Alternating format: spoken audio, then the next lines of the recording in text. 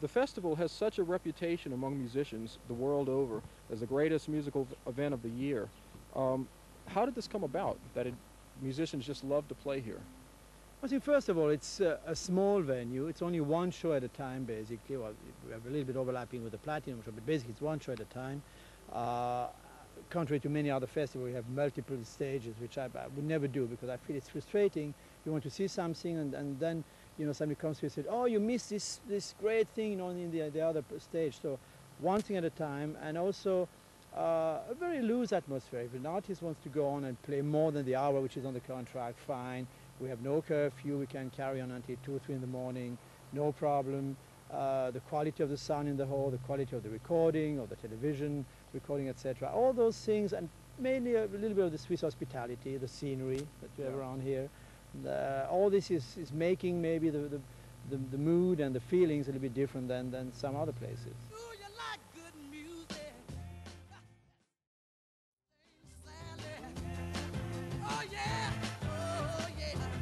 It would take more than a musical phrase to write the budget of this event, but it's about 4 million Swiss francs.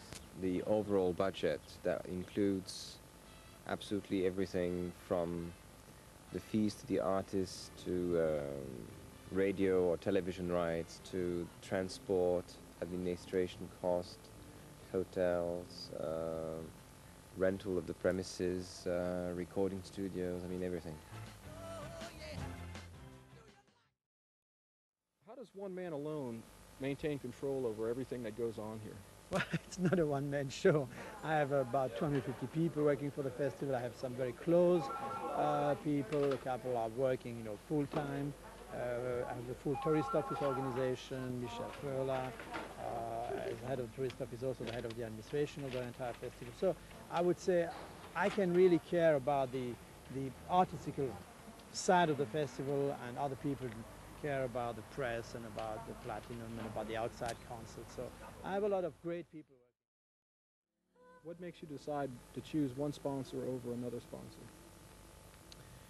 Well, first, as far as the sponsors are concerned, we never wanted to have one sole sponsor, because the Montreux Jazz Festival, being a non-profit organization, is not geared, if you want, to capitalize money on sponsors.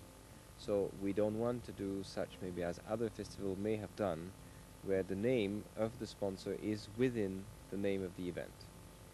By having more sponsors, the pressure from the commercial sponsors is of course less than if you had 1 or 2 people. They represent financially also a small part of the budget. They stand for 25%, or even a bit less than 25%, maybe 20% at the most.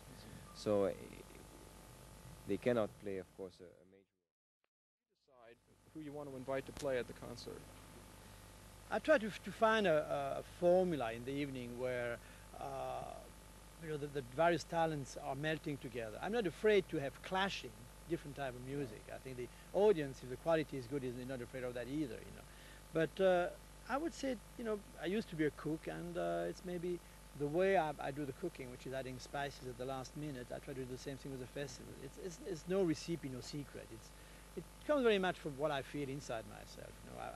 I dream of the night and think, is this going to fit together? And I try, and sometimes I do big mistakes, sometimes it works. Because of the size of the festival, how do you have to split yourself between businessman and music lover? How much do you have to balance yourself between the two? Well, let's say that I'd rather be a music lover than a businessman. And if it happened that my taste in music also create some good commercial results, I'm very happy. But basically, when I'm building the program, I first think, how is music going to be? How is the interaction of the audience going to be, and the interconnection between the artist and the audience, more than if it's going to make a big box office blaster. When Robert Truns said that he was ready to sponsor part of the festival, we mutually came to the idea of getting this place reserved for new acts and upcoming acts, and Robert has basically the control, but we talk, and I shift to him a lot of product or a lot of cassette and artists that I cannot take down at the main hall. And the example, of Tim Labrower is very interesting. It shows that we are really working together, that an artist who just explode at the Platinum have a chance to be on the main stage.